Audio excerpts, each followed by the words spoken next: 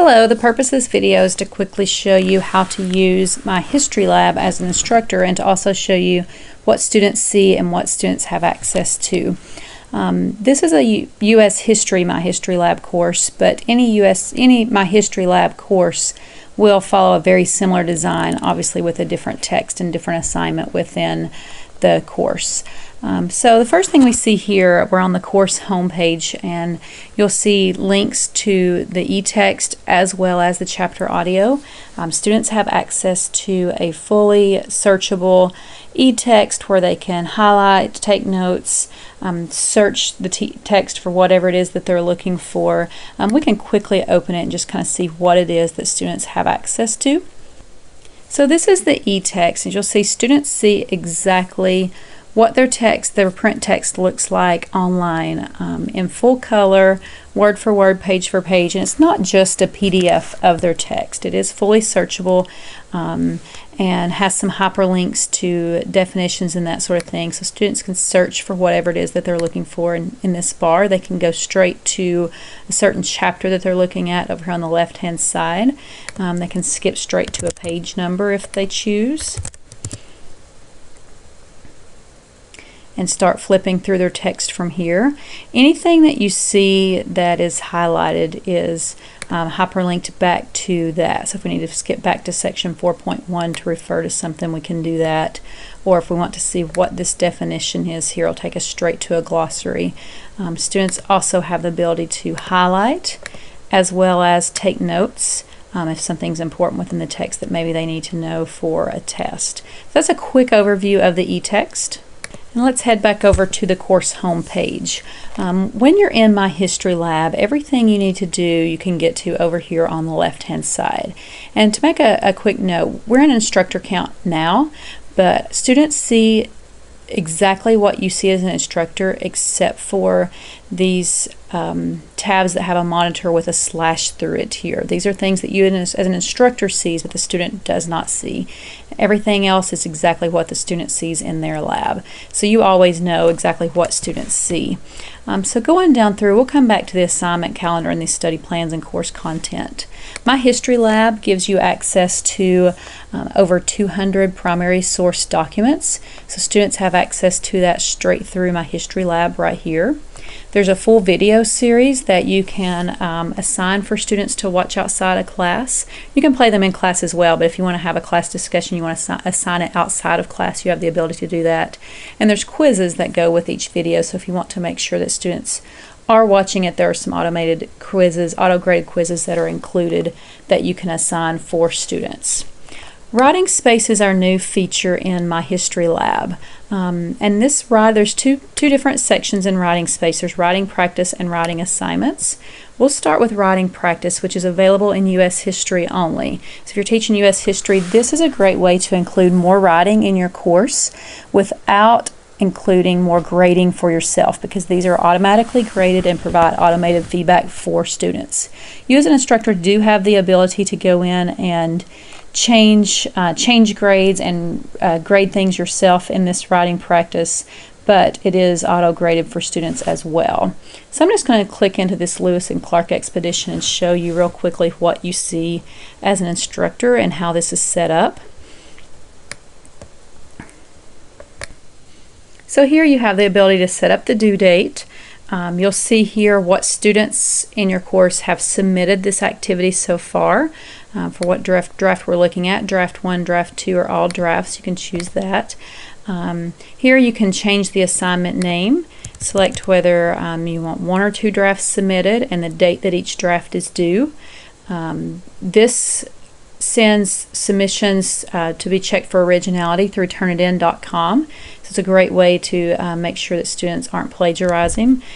You can select for other students to be able to review the students' writings, and then choose whether you want students to do their writing online or if they're able to upload something.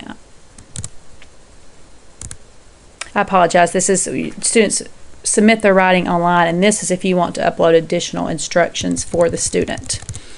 So up here in this tab you can add additional resources that you want to make sure students review, or sample documents, as well as include a checklist. There's some things already included here, but you can add other things if you want to be sure that students go over a certain checklist before submitting the assignment.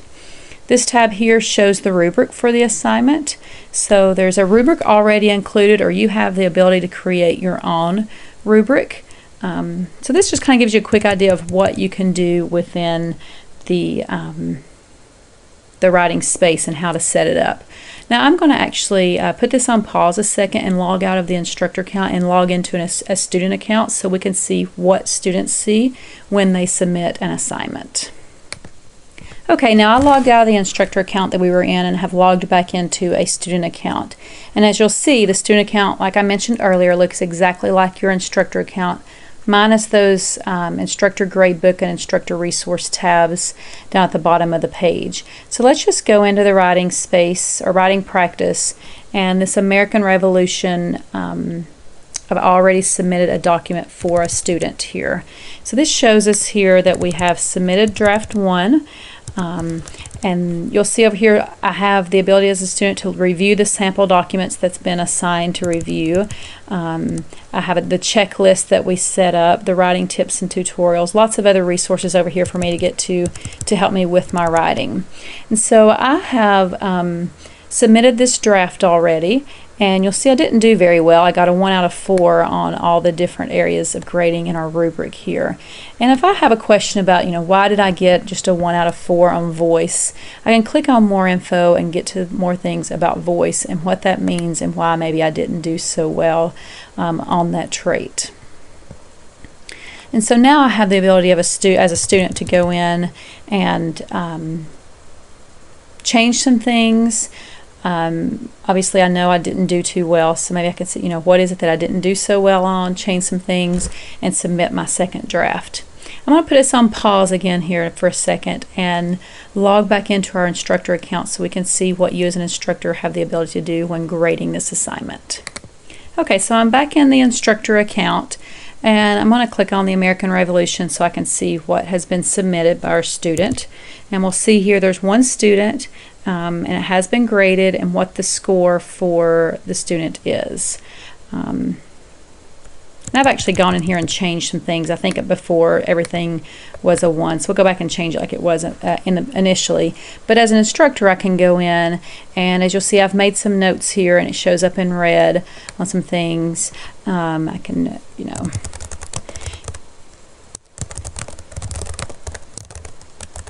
tell my student they need to maybe submit another draft. This isn't looking too good, but as I'm grading, I have the ability to go in and change the rubric.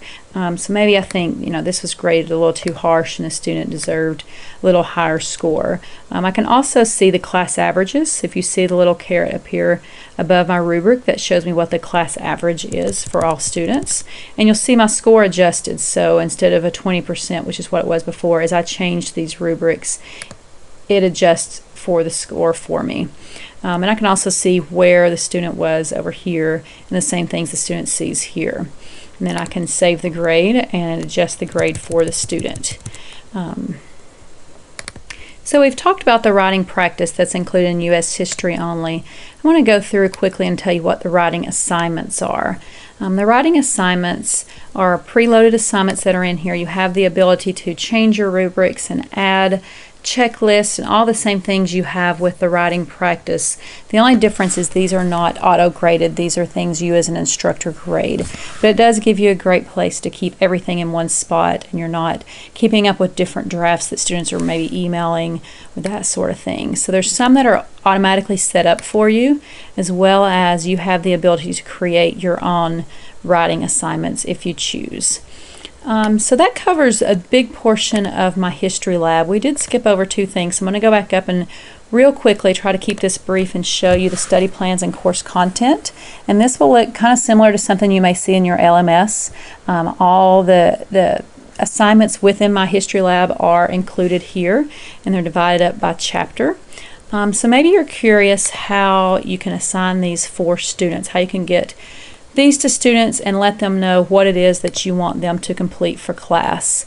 And I'm going to show you that real quickly here, but just to show you, these are the assignments and how it's broken down in MyHistoryLab. You've got learning objectives, read the e-text, a complete study plan where students take a pre-test, then do a work their way through some study material that is set up just for them based on how they do on the pre-test, and then take a post-test.